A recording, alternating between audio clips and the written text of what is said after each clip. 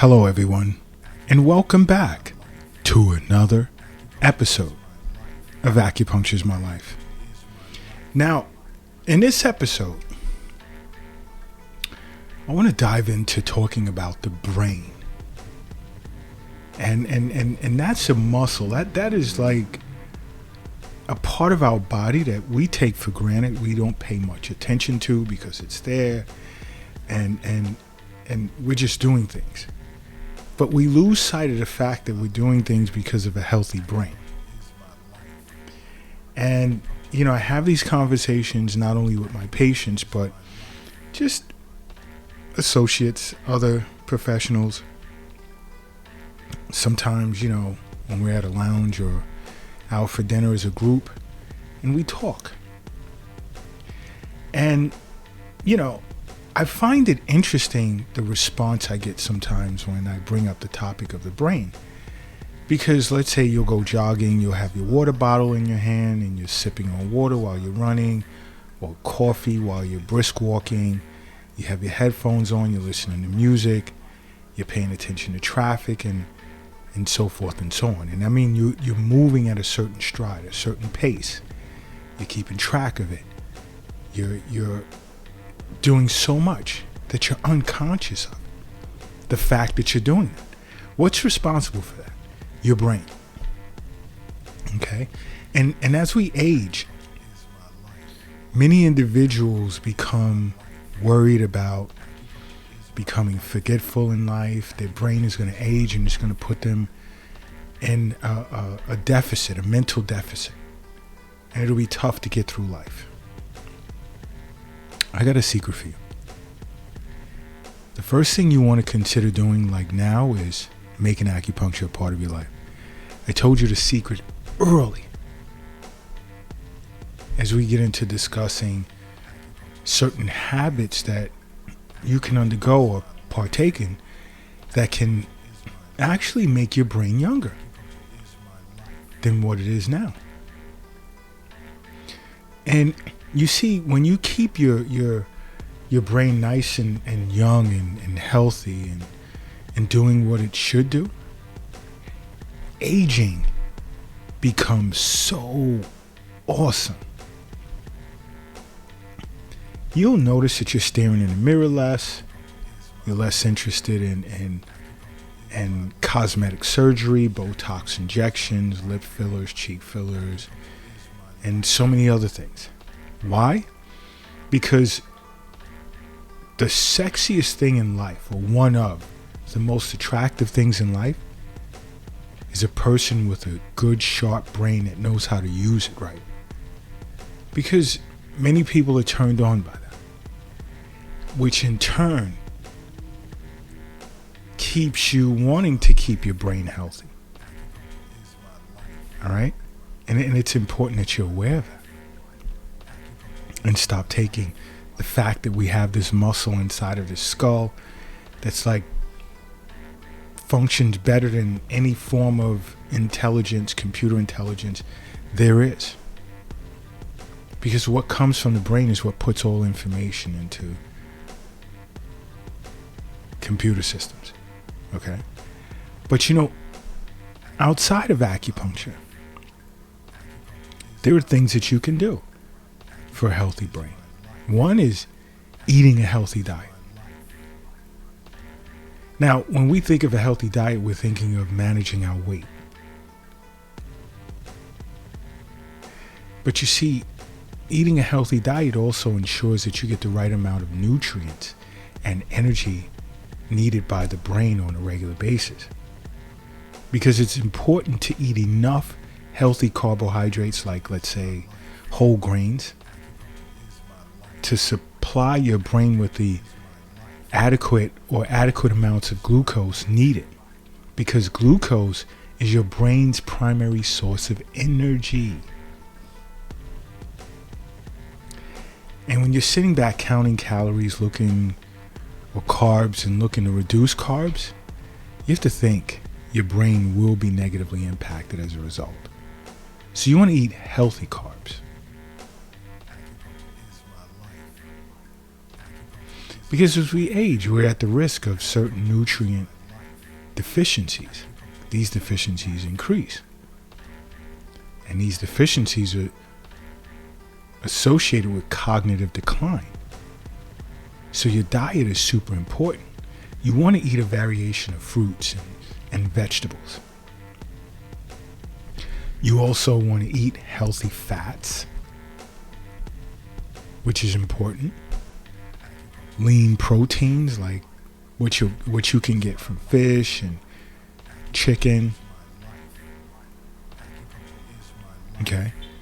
You always want to keep in mind, and if you don't know what to eat, request an Eastern Nutrition consultation session from your acupuncturist. Okay? Do that.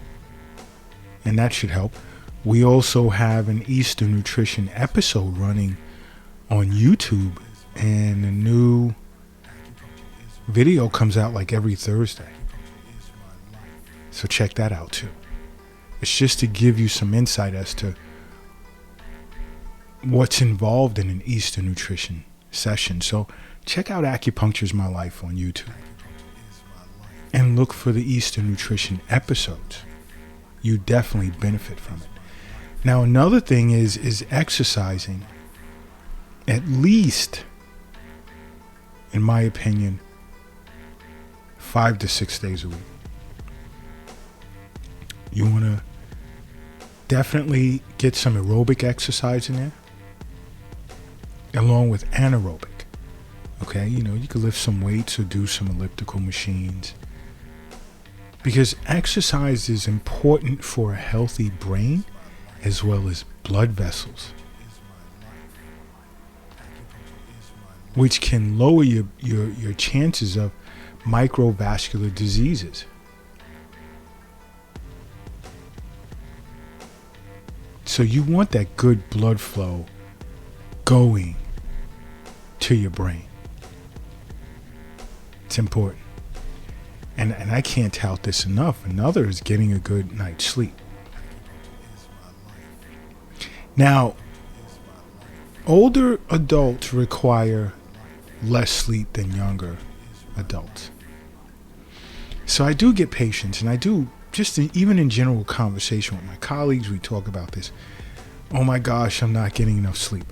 And there are individuals that feel that, when you were younger, you slept 7-8 hours. So later in life, you should still sleep 7-8 hours. And that's not true. You want to get enough sleep, which makes it essential for your brain to perform many restorative functions. So let's say you're 60 or 70 years of age and you notice you're only sleeping 6 hours. So I myself even ask my patients, well, how do you feel when you wake up? I feel rested.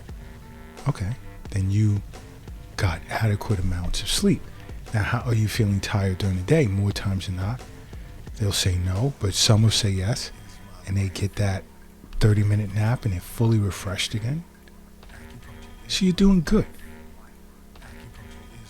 Because getting a sufficient amount of healthy rest is crucial in helping your brain acclimate itself to input of information. And it decreases your chances of suffering from various health risks. So good night sleeps tend to help your brain feel younger. Because health is wealth, The wealth, it's not under your mattress or in a shoebox in the closet. The wealth is not in your bank account, cryptocurrency account, retirement account, whatever. The wealth is not in your wallet, pocket, or purse. The wealth is in you. That's where it's at. So you want to eat good. You want to get enough sleep. You want to exercise. And then you also want to stimulate your brain with different types of activities like crossword puzzles, reading, and more. Why am I stuck? Learn different languages. That's great. that utilizes a certain part of the brain that doesn't get used that much on a regular basis. So you always want to look to learn something new. You want to challenge your brain. Keep your brain engaged. Because keeping your brain engaged, believe it or not, your brain begins to build new synapses. And that's the connections between brain cells, I'm sorry. So it's important to stimulate your brain with various types of activities during the day. And I even tell some people when they don't know what to do, and they'll come in and they'll say they want to retire. I'm playing. Okay, well, I always ask the question, what are you going to do? Do you periodically even learn new things at your job? Face challenges at least on a weekly basis? Yes. So why do you want to walk away from it? And some do and end up just sitting home being bored. And then I get the very few that will come back and say, I wish I didn't retire. Because they notice a difference in cognition. Cognitive function has declined. So you want to keep that in mind. You also want to practice mindfulness.